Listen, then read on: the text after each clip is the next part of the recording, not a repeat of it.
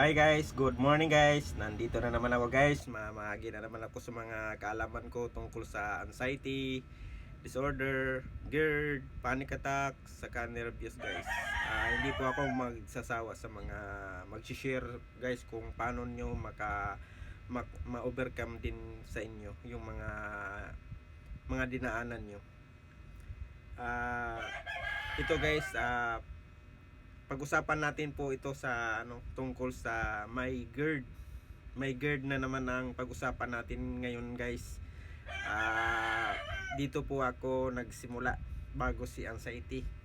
Ang start po talaga sa akin GERD bago nagka-anxiety ako.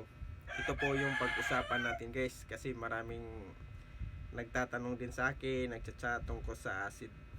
Paano ako na-handle ko yung GERD ko. Paano ko na-handle yung GERD?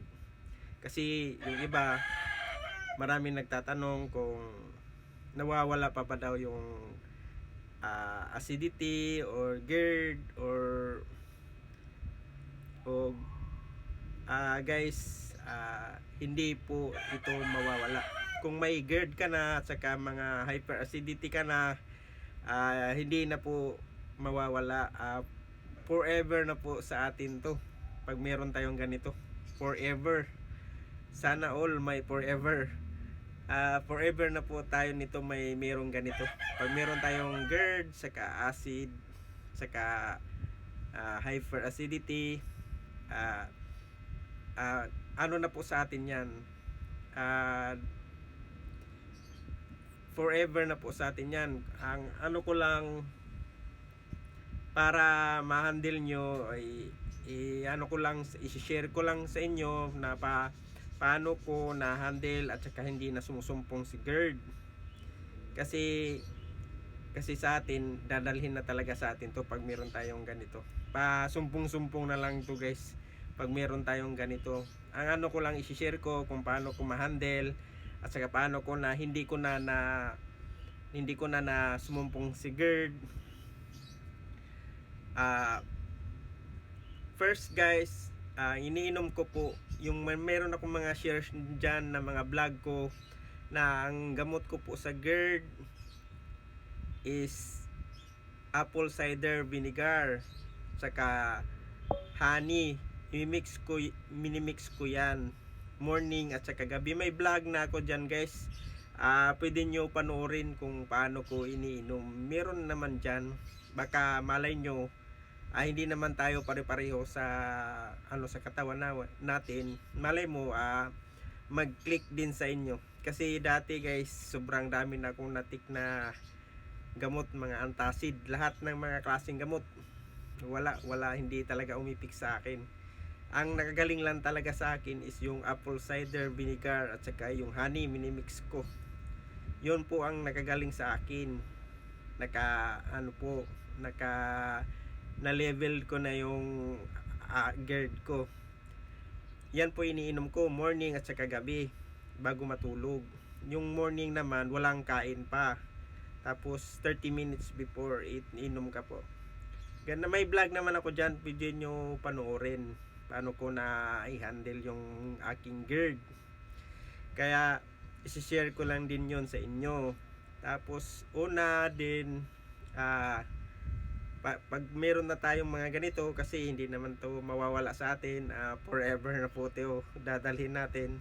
Kung paano lang hindi sumusumpong si GERD. Kailangan tayo ng disiplina sa sarili.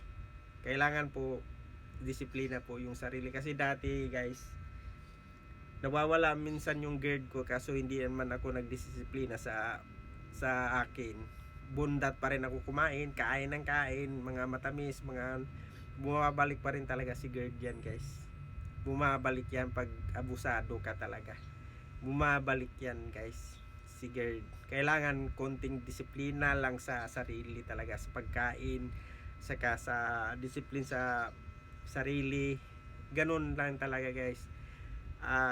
Una guys, kumain po kayo guys. Huwag po kayong magpapagutom. Huwag po kayong magpagutom. Kumain kayo kanang pakonti-konti lang. yung kain nyo kahit 5 times a day meron kayong kain, pero maliit lang yung kain natin, pero wag tayo magpagutom. Yun ang mahirap guys, kung magpagutom tayo, kumukulo yung tiyan natin guys, saka manginginig tayo dyan, saka manghihina, manglalambot. Kailangan natin guys, kasi ako guys, kumakain ako 5 beses sa isang araw.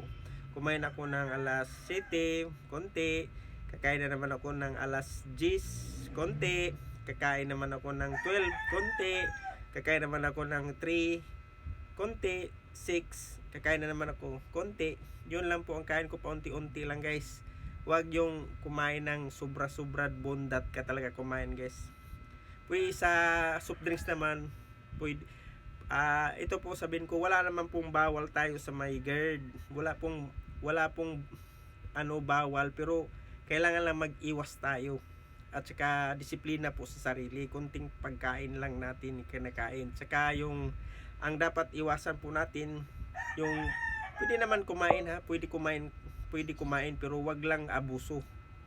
Ang lang natin is yung mga sobrang oily, yun mga oily, sobrang oily, mga taba nga kinakain, saka yung mga tomato sauce, saka corn beef, saka maanghang, may gata, soft drinks, sigarilyo, kape.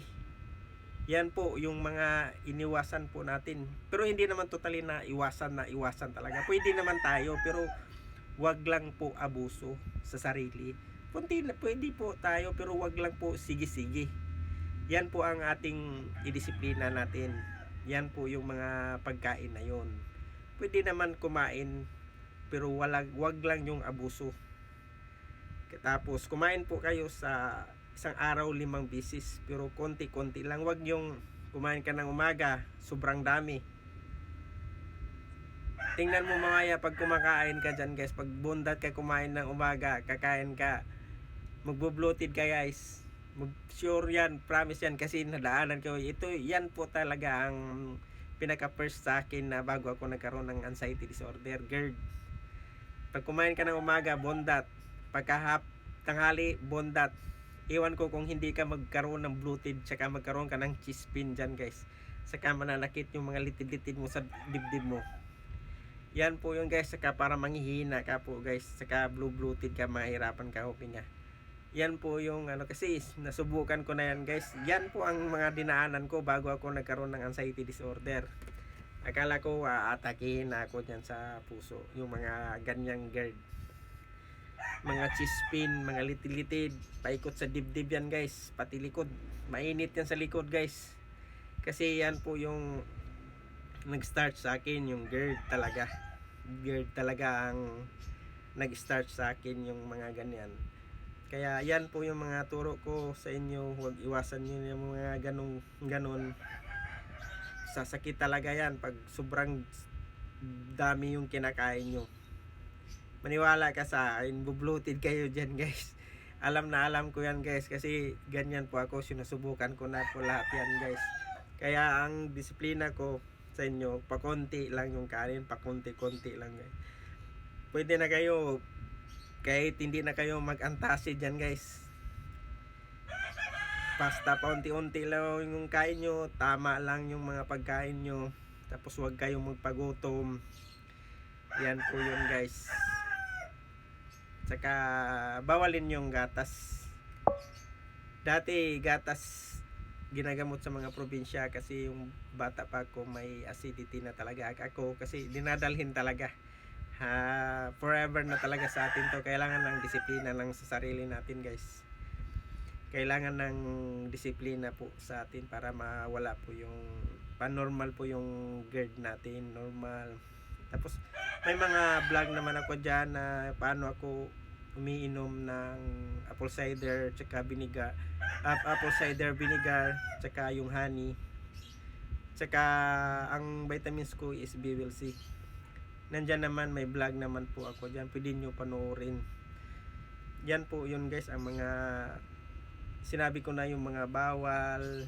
Hindi naman totally na bawal yan, pwede naman, kaso pwede kaunti-kaunti lang, huwag mag-abuso.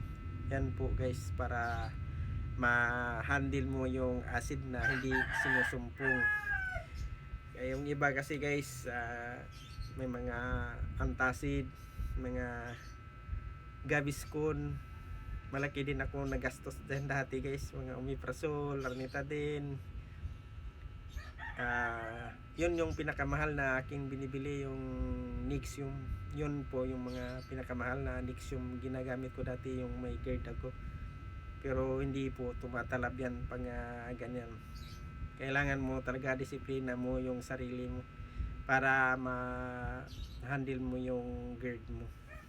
Kain pa konti-konti, tapos iwasan mo yung mga sinabi ko sa inyo na yung bawal, para ma-handle nyo yung GERD nyo. Kasi forever po sa atin to, para yun po yung mga diskarte ko. At saka more tubig po guys, more tubig po ang ano natin, kailangan natin ng water, maraming inom na tubig. Yan po yung ano, para ma-flush po, para inom tayong tubig, ma-flush po. Ihi lang ihi tayo guys, ihi ng ihi tayo. Tapos minsan kasi pag ganon, sumasakit po yung tiyan natin, paikot. Pag sobraan mo kasi kumakain yan, mga sobra ka kumain, sumasakit yung tiyan natin yan, paikot. Tapos minsan nagtatay pa tayo, mag-LBM pa, medyo basa, tapos medyo mabaho yung tae natin dyan guys. Kaya iwasan nyo yung mga ganong bagay. Tapos minsan pag mataas yung GERD natin talaga, saka sumasakit yung tiyan natin, minsan magtatay pa tayo ng mga ibang kulay. Tapos may mag-oily, tapos minsan mahirapan din tayong tumae. May bago ka makatae, 2 araw or 3 araw. Yan po yung ano natin sa may GERD. Pag mga ma-CR tayo, matae, minsan hindi tayo matae, akala mo natatay ka pero hindi lumalabas. Tapos matatay ka naman, minsan 2 araw or 3 araw bago ka ma-CR. Kaya disiplina lang yung sarili nyo guys, para mabalik kayo sa normal, hindi kayo mahirapan sa sarili nyo na lagi kayong dinadala ganyan. Sa saka konting diet po tayo guys, kasi ako dati sobrang laki talaga ako dati guys. Ang lakas ko lumamon talaga dati, siguro ang kilo ko dati nasa 81 to 82 kilos ako dati. Kaya ngayon nag-diet ako, mabagsak ako ng mga 70 kilos. So minsan nga sa sobra kong diet, umabot ako ng 66 kilos ako. Ganon ako ka ano sa diet. Pero ngayon kumain na ako ng konti-konti, mga 72 ako ngayon. 72. Yan lang ang gusto ko, wag lang yung lumaki na ako. Baka atekihin naman tayo ni GERD.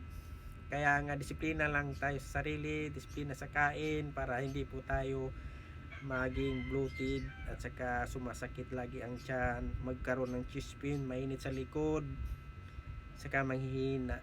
Yan po guys ang mga advice ko. Salamat guys, ingat po tayo lahat, medyo maulan po tayo ngayon. Bye bye.